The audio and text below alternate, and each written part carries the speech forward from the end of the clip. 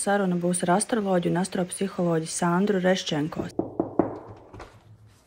Jā, čau! Sieviete, kas apvieno zinātnisku pieeju ar intuitīvu pasaules izpratni. Viņas darbs palīdz cilvēkiem ieraudzīt sevi dziļāk, saprast savu personības slāņus un atrast līdzsvaru starp prātu un sirdi.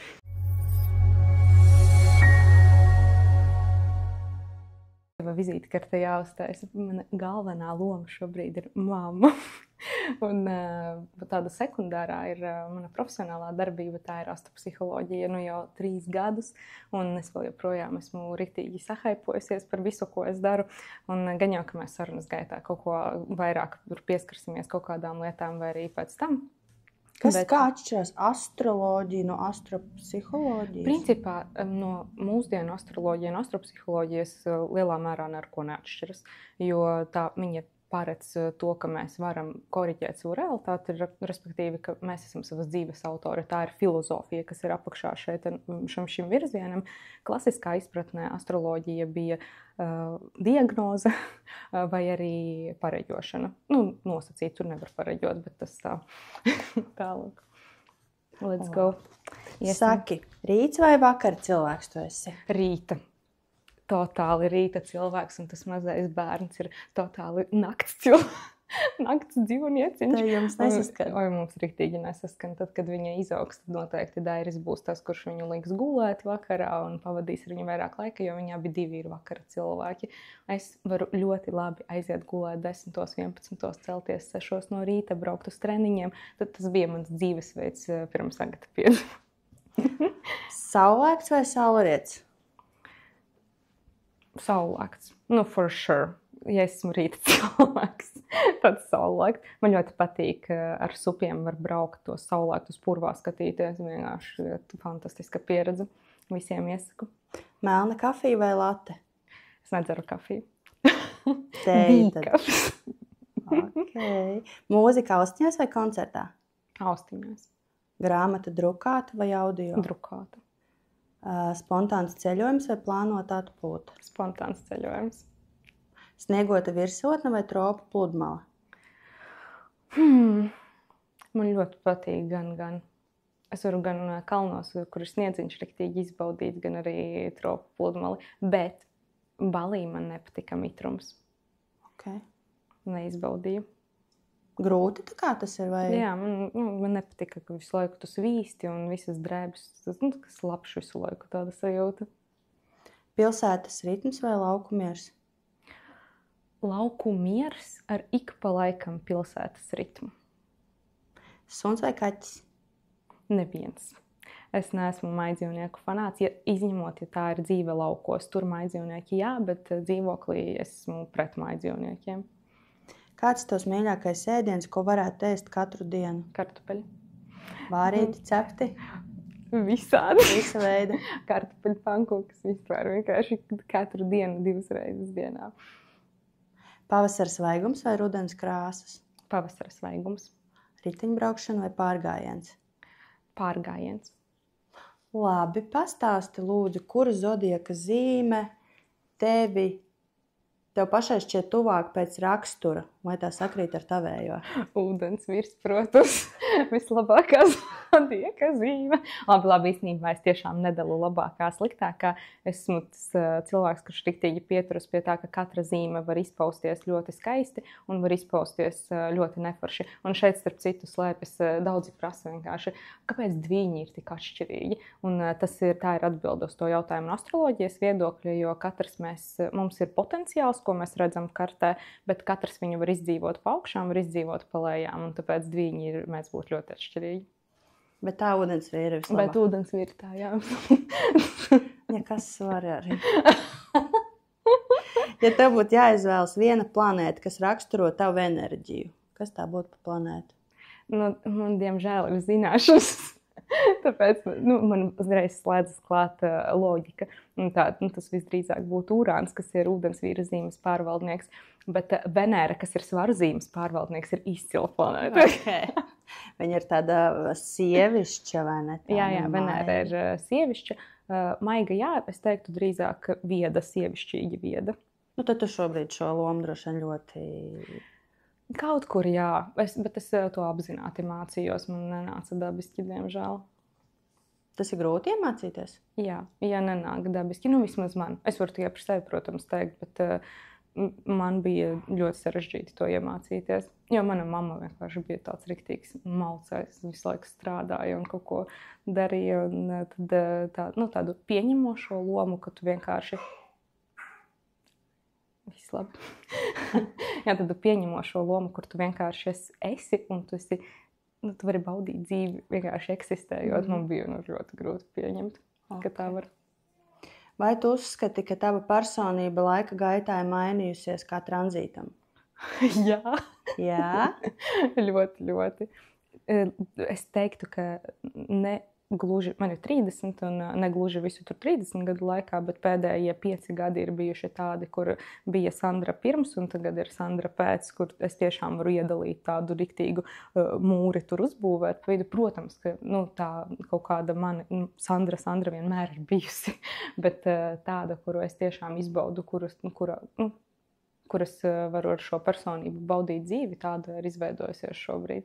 Tāpēc es negribētu, man nav ne nostalģiju ne pēc universitātes laikiem, ne pēc vidusskolas laikiem. Man ļoti patīk tas, kā ir tagad, jā.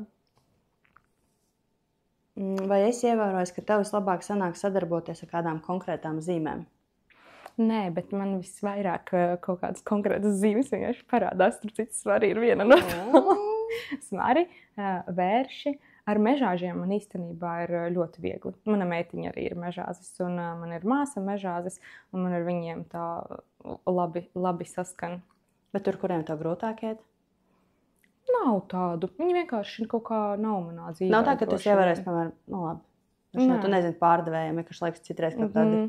Ja viņiem būtu kaut kāds beiģis vai kaut kas uz pieredzi uzlīmēts, tad varētu. Jā, tad es varētu vairāk izvērtēt. Bet tā kā es izvēlos iedarboties ar kādu noteiktu cilvēku loku, un ja vienkārši man nepatīk ar kādu atrasties kopā, tad pārstāju komunicēt. Nav tā, ka es jūtu, ka man nepatīk tāds, kas tu tur esi pēc horoskopa? Kādi ir tavi dati? Kā tu domā, vai mūsu dzimšanas brīdis tiešām ietekmē to, kādi mēs kļūstam? Tas ietekmē to, kādi mēs varam kļūt. Un bieži vien tas ietekmē to, kādi mēs reāli esam. Un to visu vienīgi mēs varam koriģēt. Un zināšanas par to, ka mēs to varam koriģēt un kā to darīt, ietekmē to, kādi mēs kļūstam. Vai tu vari iedot instrumentu, kā sevi koriģēt? Jā, es neteiktu koriģēt, drīzāk izveidot. Jo mēs visi esam brīnišķīgi, lieliski, un nevienam nav sevi jālabo, bet mēs varam izveidot to personību, kuru mēs vēlamies izveidot, un šādus instrumentus es varu iedot, jo es pati nonācu līdz astroloģijai tādā formātā tikai tāpēc, ka man viņas ļoti vajadzēja. Kāpēc tev viņas vajadzēja? Jo man bija savas... Kad Jēzus var stundu par to stāstīt. Respektīvi, man bija sava ļoti dziļa bedra, gan psiholoģiski, gan tīri fiziski. Es jutos kā 80-gadīga omīte, man bija ļoti daudz diagnozes visādas tur ar nierēm, ne tās ar aknām, ne tās ar tur visiem hormoniem, viss slikti .lv. Un es kaut kādā mistiskā veidā es sapratu, ka tas nestrādās, ja es turpināšu pārstiem steigāt. Nekas jau gadu nelabojas, obviously kaut kas cits ir jādara. Un tad mani atrada astroloģija, es tā teiktu. Mēs varam aiziet, paņemt mazo bēbīti. Kāds būtu tavs lielākais izaicinājums dzīvē? Hei, Koko. Čau. Čau, sirsniņ. Hello. Agad, iesim. Labiņi? Hei! Kurš pamodās maziņš? Mans lielākais izaicinājums dzīvē. Man liekas, tā ir mammas loma. Šobrīd man tā absolūti liekas. Kaut arī pirms tam man tā nelikās.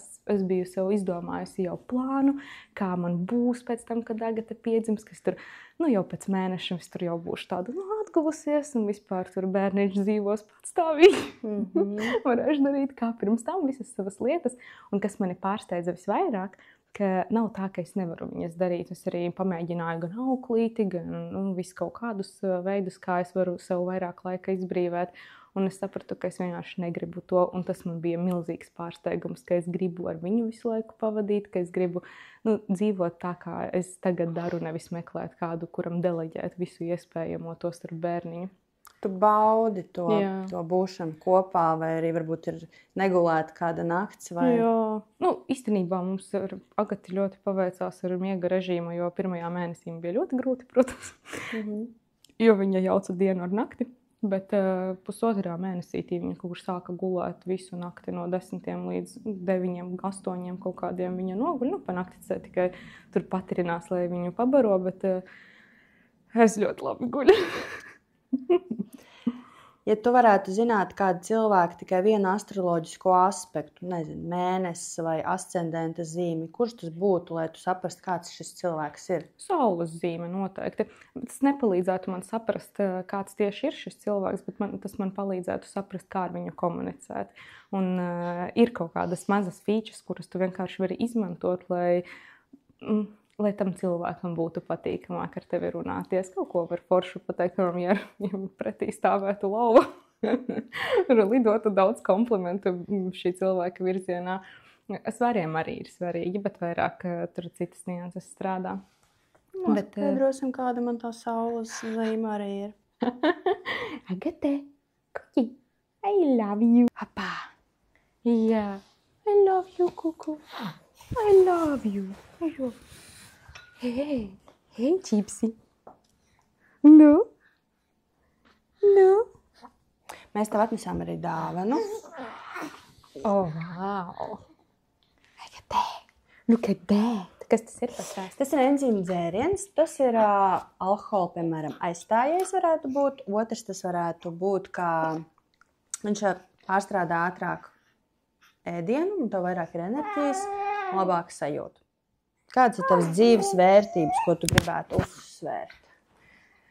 Šobrīd tās ir miers, bet galvenā lieta, ko es sapratu un paņēmu priekš sevis, pieņēmu kā tādu savu jauno virzienu rādītāju, ir dzīvot šeit un tagad, šodien, šajā mirklī, jo līdz Agate piedzima, Man bija, es zināju, protams, šos vārdus, man liekas, katrs ir dzirdējis tur dzīvot šeit un tagad, esošajā brīdī, nedzīvot nākotnē vai neņāties pagātnē, bet man vispār nebija izpratnes par to, ko tas nozīmē, ko nozīmē iemācīties apstāties, ko nozīmē vienkārši iemācīties izbaudīt to mirkli, kad viss ir it kā slikti, bet, tādu brīžu ir ļoti daudz ar bēbīti, kad viņš raud, kad kaut kas nav kārtībā, puncītiem kaut kas nav. Un ja tajos brīžos visu laiku krist pārdzīvojumos un stresā un dzīvot nemierā, prātā var sajukt. Un tāpēc ir ļoti svarīgi šie mindset shifti, ka tu vienkārši sāc domāt citādāk tajā brīdī un meklēt citas iespējas, ieraudzīt kaut ko citu. Un tā pati... Tāpat ir nebaidīšanās par nākotni, visu laiku kaut kas zogas klāt. Un tā ir tas arī nozīmē dzīvo šeit un tagad. Nav tā, ka tev visu laiku sev jāiekniebj, ka tu esi šeit un tagad. Tā ir tāda virspusē izpratne šai frāzē, bet tāda dziļāka man atnāca tikai ar bērniņu un vienkārši uz viņas piemēra, uz tā, ko mēs ikdienā piedzīvojam. Es ļoti daudz saprotu par savu dzīvi arī atsevišķi no Agatas. Jā, tāli. Ko citīgi klausās. Jā. Kas tev šobrīd nomierina un uzlādē? Kur tu atrod savu iekšējo tādu mieru centru? Dušā. Godu vārds dušā. Mēs ar Dēru vēl smejamies, kad viņš ik pa laikam paliek ilgāk ar mums no rīta, lai es varu aiziet dušā mierīgi. Un tad es saku, I'm having the time of my life. Nenāciet pie manis. Ļoti labi. Jā, Agata, tu jau zini, vai ne? Kā tu mācies par sevi caur mātešķību? Kas ir bijis vislielākais iekšējais pārsteigums tieši? Man viss bija pārsteigums. Es tiešām biju izdomājusi, es nezinu, ko. Es nezinu, ko es biju izdomājusi par to, kā būs. un kāda es kļūšu, bet man liekas, ka ir mainījies absolūti viss manas personības ietvaros, un es pati sev šobrīd esmu lielākais pārsteigums, tas, kā es rēģēju uz lietām, kā es vispār, kādas ir manas vērtības, ko es gribu, un ja pirms tam man šķita, ka es gribēšu, ka riktīgi tur agatē auklīti meklēt un pati maukt un attīstīties, tad tagad es saprotu, ka es varbūt gribu atrast kādu, kas man pa mājām palīdz vairāk ikdienā, nevis reizi mēnesī, kā mums ir šobrīd. Bet viņu es nevienam negribu deleģēt, un es negribu maukt, un es tieši otrādā gribu iemācīties, kā es varu savu darbu pakārtot savam bērniņam, nevis otrādāk. Un es gribu to nevis tikai šobrīd, es gribu iemācīties to for a lifetime. Kā mātes instinkts un tava astroloģiskā intuīcija satiekas ikdienā? Ļoti labi īstenībā. Ir lietas, ko es varu viņas ieraudzīt, un es zinu, kā astrologs, kā profesionālis, un tad ir eksperimentu ļoti daudz. Tu eksperimentē? Protams, mēs visu kaut ko ar viņu mēģinam. Jo tādiem maziem burbulīšiem skatās, principā ir vērts skatīties tikai mēnestiņu un planētas pirmajā mājā vēl var paskatīties. Un viņai ir ļoti aspektēts mēnestiņš, tie, kas vairāk orientējas, droši vien sapratīs, ko tas nozīmē, bet tādā vienkāršā valodā viņai ir daudz tādu izaicinājumu tīri emocionāli un iekšējās drošības sajūtas nostiprināšanai. Un par šo iekšējās drošības sajūtas nostiprināšanu es esmu atbildīga viņas 1-3 gadu ietveros. Un no astroloģijas es redzu, kā viņu var uzbūvēt viņai, lai tad, kad viņa no manis separējas, lai viņa pati var sev šo iekšējo drošības sajūtu turpināt kultivēt un vienmēr justies, ka pasaulē viss ir kārtībā, es varu darīt jebko. Ar mani vienmēr viss būs kārtībā. Tā ir tā iekšējās drošības sajūta. Un ir tās darbības, ko var integrēt dzīvē, kuras viņa pēc tam varēs izmantot. Bet, piemēram, kas tā būtu pa darbi? Peldēšana mums tā ir mūzika viņas gadījumā, tās ir svešvalodas ceļojumi, vispār kaut ārzemju kultūra, kad viņa bišķi paaugsies. Tas ir arī šahs. Tādas stratēģiskas spēles izjādes ar zirgiem, pagaidām tas nav aktuāli, jo... Tās ir dažas lietas, un mans uzdevums ir viņas piedāvāt un ar to eksperimentēt. Piemēram, peldēšana viņai ļoti labi patīk. Mums ir klavieres turguļamistabā.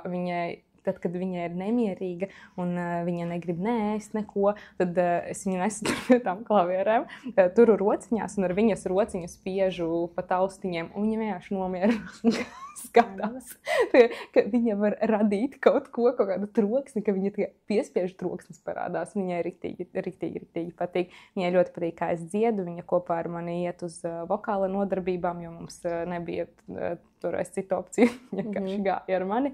Un viņa vienmēr tur, ja viņa ir pamodusies, viņa aizmieg man rociņās, kamēr es dziedu. Jā, tās ir tās lietas, kas mums ir nostrādājušas. Viņai ļoti patīk, kad mums ir draugi ārzemnieki. Viņai ļoti patīk, kad viņi ir ciemos, jo tad viņa dzird vienkārši kā fona troksni, kaut kādu balto troksni, bet viņai patīk, ka viņa dzird kaut kādu vispār ne to, kā viņa ikdienā dzird, piemēram, mūsu runājumu. Un tas viņu nomierina. Piemēram, šajā vecumā tas palīdz viņai vieglāk aizmigt vakaros, labāk gulēt naktīs. Jā. Un pēc tam viņai tas palīdzēs viņas lielajā dzīvē justies forši un droši. Čau! Čau! Vai kļūstot par māmiņu mainījās skatījums uz dzīvi? Tu kļuvi, piemēram, maigāka, jutīgāka? Jā, man šķiet, ka jau grūtniecības laikā tas notika. Bet pēc dzemdībām ļoti pirmais, ko es izjūtu, tā ir milzīga empātija pret visām sievietēm uz šīs planētas, kas ir dzemdējušas bērnus. Man šķiet, ka tas notiek ar katru māmiņu, kura dzemdē, ka tu tik ļoti saproti, kam visas šīs sievietes ir gājušas cauri, un tu vienkārši katrai gribas tur aiznest ziedu klēpi, samīļot, sabučot un pateikt to, cik viņa ir lieliska. Un tā sajūta vēl joprojām nav pazudusi, un joprojām ir tāda pārpasaulīga empātija pret visām sievietēm, māmiņām. Un tas ir arī iemesls tam, kāpēc es tagad taisu tos pasākumus mamām. Kas tev pa pasākumiem, kad viņi tev notiek? 25. aprīlī ir viens, un tad vēl maijā, bet es neesmu izlēmusi par datumu, bet tur visas vietas ciet. Bet tas vairāk tādām mamām ar mazulīšiem vai mamām? Gan. Es sākumā biju domājusi mamām ar mazulīšiem, bet pēc tam man sadalījās. Tur ir gan mammas bez mazulīšiem, gan mammas ar mazulīšiem, mammas ar 2 bērniņiem, kuriem jau tur ir virs 3 gadiņiem. Nu tā, jā, viss kaut kādas māmītes, jā. Un Agate, protams. Aha. Jā, un tad tur ir daļa, gan astroloģijas daļa, gan arī vienkārši laika pavadīšana kopā. Un tā astroloģijas daļa ir tikai tāpēc, lai pievilinātu klientus, jo cilvēki man seko šī iemesla dēļ, bet tas galvenais nolūks tam pasākumam ir vienkārši savest mammas kopā un iedot viņām iespēju pavārīties mazliet citā sulā, nevis tajā, kurā viņas vārās ikdienā, kur ir tonna ar pienākumiem, kur ir visāda paškritika arī ļoti daudzām sievietēm. Un visi ģimenes darbiņi un pienākumi un tikai bērniņš daudzām mamām vēl. Jā. Un tad tur ir, jo tur būs gan cilvēki, kas palīdz ar bērniņiem, pieskatīt, tur būs stūrīts bērniem, kur spēlēties un tā, lai tās mammas var atslēgties. Būs fotogrāfs, kas fotografēs, filmēs, lai nav telefoni jāvelk ārā un kaut kas jādara vēl papildus tam, lai viņas var pilnīgi iedziļināties tajā, par ko mēs runāsim. Kas tur būs cilvēks, kas gatavos mums ēst, lai nevienam nav jādomā vēl par to. Nu tā, es centos padomāt par visu, kas nav iespējams, jo visdrīzāk, ka kaut kur es būšu nokļūdījusies, bet viss ir process. Jā. Tādā ziņā arī sanāk, kad atnāk mammīte, kas saka ar tādu varbūt sāpi vai man ir tāda problēma, ka tu sāc varbūt skaļi par to runāt, izrādās, ka varbūt lielākā daļa mammas tur, nezinu, kakāšanas temata vai citas bērna, jā, man liekas, nē, tad nav nemaz tik traki, visiem tā ir, visi ir varbūt neizgulējušies vai zinu, ka iespējams daudz par to nerunā vai pēc dzemdībām, piemēram, depresija, ja, ka to hormoni mainās. Man tas bija varbūt liels pārsteigums. Man likās, visas filmās, visi tik priecīgi staigā, stumi ratiņus. Man bija jau grūti, piemēram. Man tikai labi, ka man bija kaut kādi īstie cilvēki apkārt, kas to saka, Marta, ir ok, ka tev šodien nāk asars vai ka tu esi piekusus, jā. Protams, tas vispār ir tās, man liekas, tā idealizācija, kas notiek caur sociālajiem tīkliem, filmās ir tāds, ļoti sāpīga lieta, tāpēc, ka ir tik, visas sievietes tam iet cauri, lai vai kāds tev būtu vislabākais atbalsts pasaulē apkārt, neviens nav atcēlis hormonus, neviens nav atcēlis to, ka tev vairs nekad nebūs tava dzīve pirms bērniņa. Un tas ir ļoti dabiski un ļoti pareizi izsērot to, jo, ja mēs to neizsērojam, tas nosēžas iekšā, kā emocija neizdzīvota, un pēc tam lien ārā psihosomātikā, un neviens taču negrib slimot. Tāpēc labāk izraudāt to visu, tos visus pārdzīvojumus. Zini, ka man ļoti palīdz šajā kontekstā tas, ka ir tas piemērs, ka tu vari būt vienlaicīgi ļoti priecīgs un ļoti bēdīgs. Un kāds svarīgs cilvēks nomirst, un tev ir viss šis, un tāpat laikā tev ir piedzimis bērniņš, piemēram. Tu taču neatcelsi prieku par to, ka tev ir piedzimis bērniņš. Tāpat laikā taču neatcelsi, bēdiņu par to, ka tas cilvēks ir aizgājis. Un tas ir pilnīgi ok, ka tu esi ļoti priecīga par savu mazo bērniņu un ka tu esi ļoti bēdīga par to, ka, par citām lietām. Jā, Agate, gribi rociņās? Jā, ejam, mammas rokās. Ejam. Jā. Kāds maziņš pēc. Kuķi. Jā. Kādu tu redzi šobrīd ideālu sievieti? Tādu, kura mīl sevi un ciena savas vajadzības, un šīs vajadzības prot nokomunicēt. Kas ir bijis tavas dzīves lielākā mācība?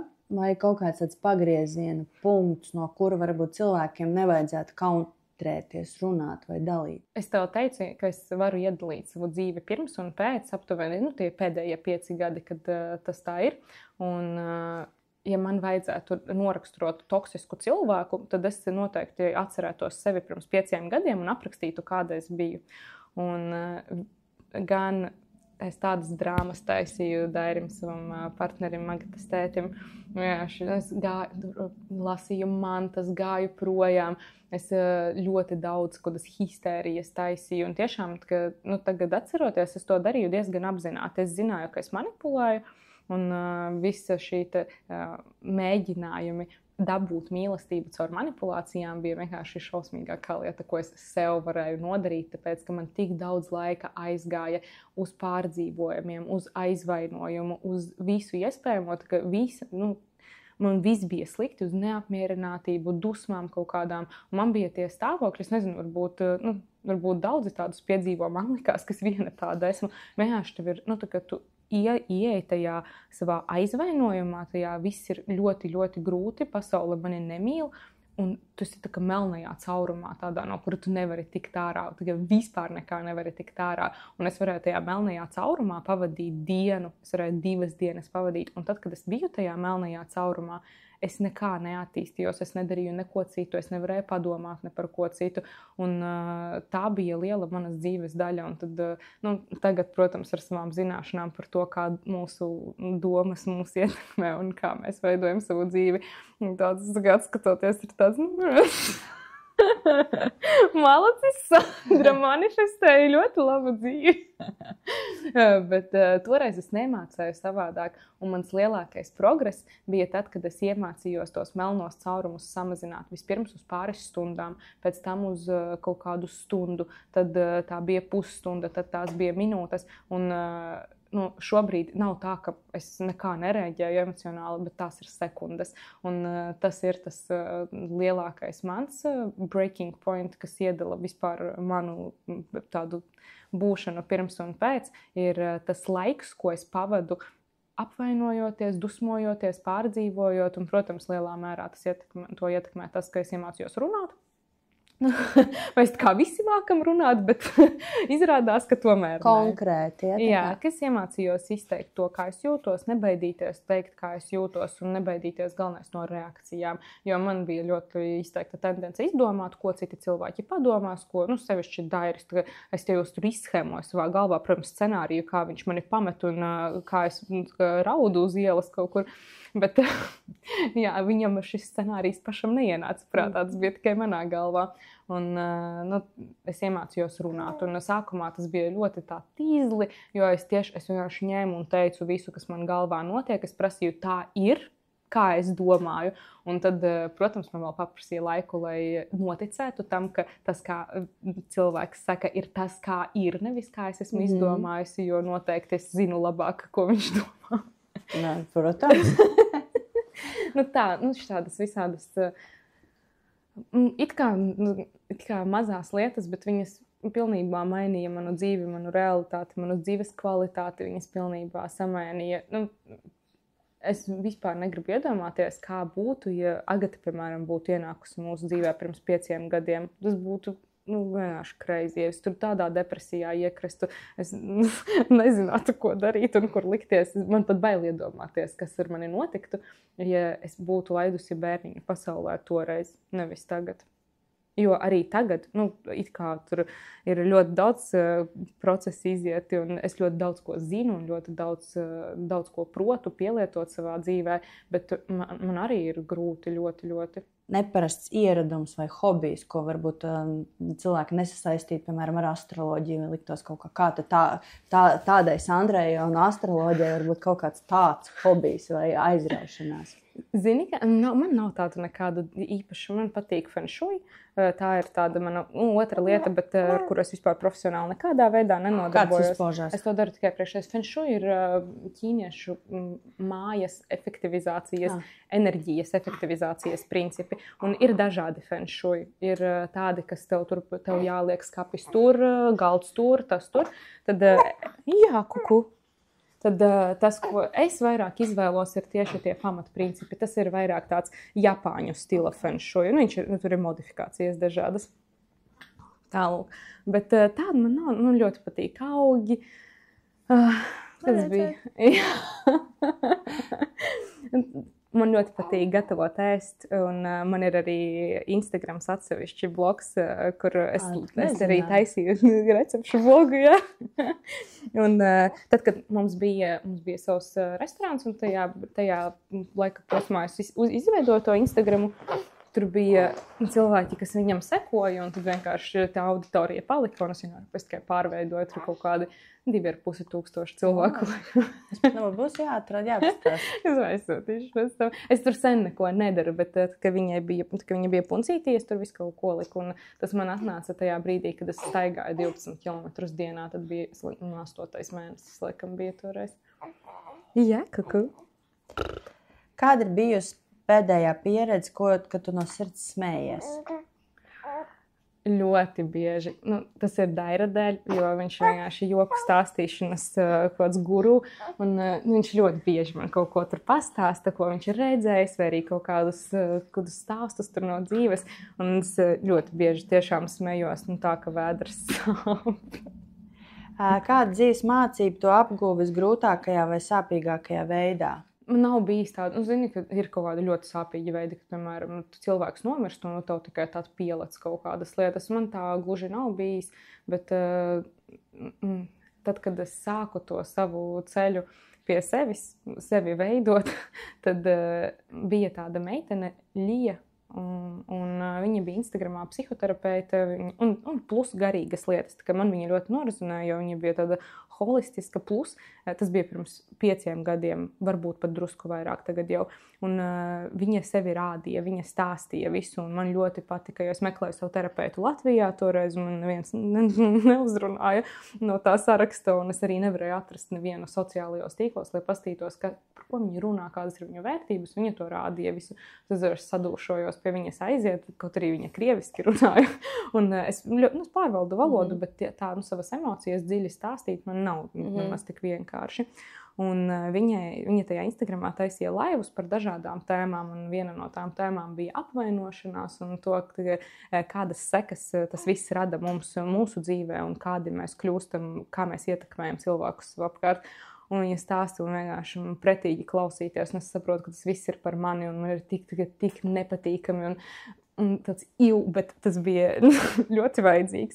Un tāda epizoža īstenībā ir bijis daudz, un es ļoti novērtēju tos cilvēkus, kas runā par kaut kādām lietām ļoti tā, kā ir, bez tur, viss kārtībā, bet, tur tā, šīt, varbūt paskatieties pa labi vai pa kreisi, kuri pasaka ļoti tieši konkrēti, un viņi man dzīvē ļoti daudz palīdzējuši. Un tādas, man vairāk tas ir caur apzināšanos pašai, cik ļoti pretīgas ir tās lietas, ko es domāju, kā es daru, kā es vispār uztveru dzīvi. Un tā sen nav bijis, bet tad, kad es sāku šo visu, man tāda epizoža bija ļoti daudz, un viņas nav saistītas ar ārējiem apstākļiem, bet man iekšēji bija vienkārši briesmīgi. Kas ir viena lieta, ko cilvēki bieži par tevi kļūdaini pieņem? Es nezinu, ko par mani cilvēki domā. Nav bijis tā, ka man likās, ka tu... Man likās, ka tu varbūt esi tāda nopietnāka, bet īstenībā tu ļoti tiešām daudz smaidi, priecājies un caur humoru uztver, bet caur Instagramu, cik es tev esmu sekoju, man liekas, ka tu tāda nopietna, tāda skarbāka, tāda sieviete. Tā. Es vienkārši ļoti nodalu Instagramu un ko es tur lieku, bet nav tā, ka es tur kaut kāda, ka es tāda neesmu. Ir epizodes, kad man tādai ir jābūt. Bet, ja mēs ar tevi vienkārši runājam, man nav neintereses ne tevi kočot, mācīt, kaut ko tur stāstīt, skaidrot, tur mācīt dzīvi, kas daļai drusciņi parādās manā Instagramā, jo vienkārši tas ir saistīts ar manu profesionālo nodarbošanos. Bet daudziem liekas, ka es esmu garāka. Viņi mani satiek dzīvē, tas tik maziņa. Instagramā liecies tik liela. Labi, kompliments. Jā.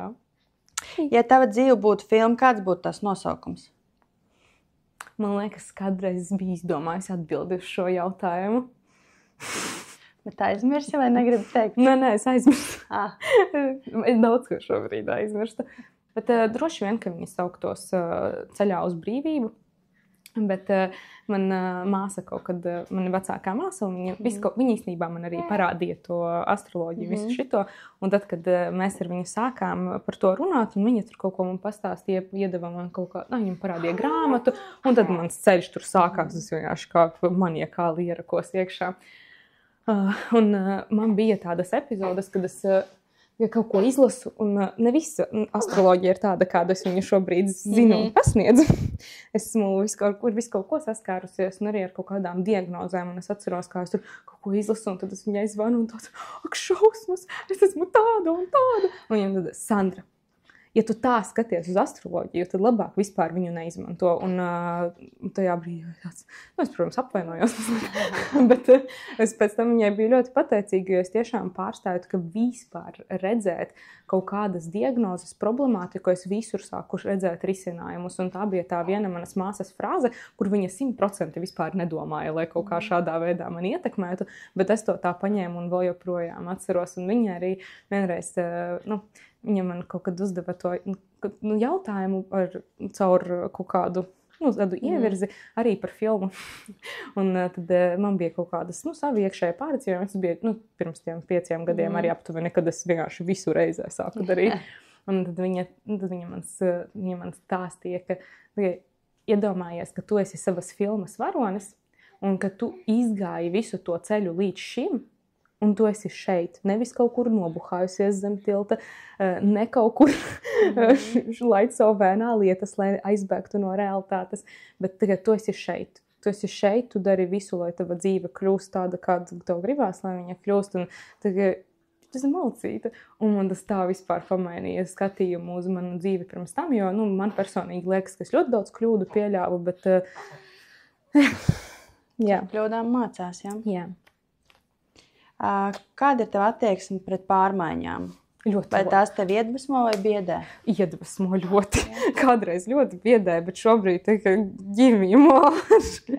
Jo tas ir ļoti interesanti, ko tas visu laiku būt kaut kādā vienā setapā ir, viens tas ir garlaicīgi, un otrs mūsu dvēsele sāk ciest, jo viņa šeit nāk, lai mācītos, nevis lai visu laiku vienādi dzīvotu, un tur, kur droši, tur, kur es jau te zinu, kā visu, te man viss ir skaidrs. Bet tur, kur ir neskaidrības, tur, kur ir interesanti, tur mūsu dvēsele riktīgi iekaifo. Un to var just. Nevar izskaidrot, katrs pa savam jūt, bet to vienmēr var just. Hei, kuku! Kāda ir viena lieta, ko tu vienmēr vēlējies pamēģināt, bet neesi pamēģinājis? Ar izplatni nolikt. Bet tam ir arī fizisks iemesls, manas visas miljonas operācijas labajai kājai. Un tad man vienmēr bijis riktīgi bail, bet es domāju, ka es to izdarīšu. Es tandēmā tikai lekšu. Ja tev būtu iespēja uz brīdi apstādināt laiku kādu mirkli, ko tu gribētu saglabāt mūžīgi? Tagad es smaidiņus. Jā, tagad es smaidiņas. Nav tāda lieta īstenībā. Man tiešām ļoti patīk pārmaiņas. Man patīk, ka lietas iet uz priekšu, ka ir tagad tā, un es zinu, ka būs citādāk, un es varu izbaudīt to, kā ir tagad, un es varēšu izbaudīt arī to, kā būs citādāk. Hei, kuku! Kādu nospiedumu tu gribētu atstāt pasaulē? Vispār pirms tam man bija daudz dažādu lietu, ko es gribēju, bet šobrīd man ir tāda jaunā misija.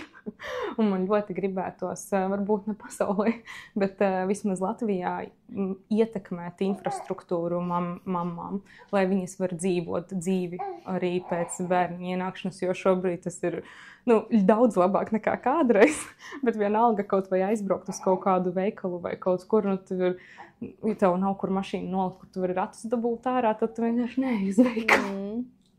Jā, tagad šādas visādas lietas, tas pats ar iziet kaut kur ar ratiem, un tāpēc mēs ar Agati neejam katru dienu ārā, jo vienkārši besī.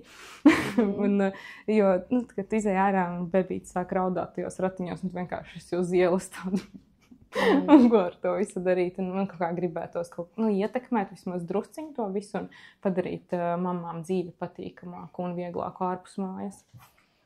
Ko tu gribētu pajautāt man? Ko es gribētu pajautāt tev? Cilītes pateikšu, mums parasti ir visādi daudz jautājumu. Kā tu pieņem lēmumus? Kāds ir tavs lēmumu pieņemšanas ātrums? Man jāpieņem lēmumi ir ātri, un ja tas ir jā, tad tas ir jā, un ja tas ir nē, tad tas ir nē. Bet ja tu man jautās, vai ko es darīšu pēc nedēļas, tad es tev nevaru atbildēt. Es tev varētu pateikt, ka es gribētu braukt uz spa, bet tik pienāks tā spa braukšanas diena, tad visticamāk man jau būs izdomāts, kāpēc varētu nebraukt, kā tas varēs par izdomāt uz spa braukt, šodien ārā saulīte. Kā man tas ir tā spontāni uzreiz jādara. Tā tas varētu. Man tā gribētos. Ja parasti es tā kā sasolu, un tad man ir, ko lai es pasaku, ko lai es izdomāju, šodien man negribās nekur iet vai darīt, tāds. Jā. Kāds būtu vēstījums cilvēkiem, kas klausītos šo sarunu pēc 30 gadiem? Ko lai viņi atcerās, saprotu? Noteikti, lai saprotu to, ka pārmaiņas ir ok un ļoti vajadzīgas. Un, kā astrologs noteikti es to gribētu uzsvērt, jo pārmaiņas būs arvien intensīvākas, ātrākas, viņu būs vairāk. Un mums ir ļoti svarīgi iemācīties tajās nevis eksistēt, bet piedzīvot viņas un izbaudīt. Labi, paldies tev, vienkārši paldies. Paldies, ka ielaidi mani savā pasaulē, kurā astroloģija nav tikai horoskopi, bet dziļa izpratne par cilvēku, par dabu, kur zvaigznes nav tālu debesīs, bet tepat acīs, vārdos un sajūtās. Paldies, Sandra, par siltumu, skaidrību un gudrību, ko tik dabiski izstaro. Reizē mums visiem vajag kādu, kas ar vieglu smaidu un vienlaikus asu godīgumu pasaka, realitāte nav tā, ko mēs gribam redzēt. Tā ir skarbāka, patiesāka, bet arī skaistāka, ja ļaujam tai būt īstai. Ļaujamies pārvērtībām. Paldies tev. Paldies tev. Paldies, Agatei. Paldies, sirsnīgi.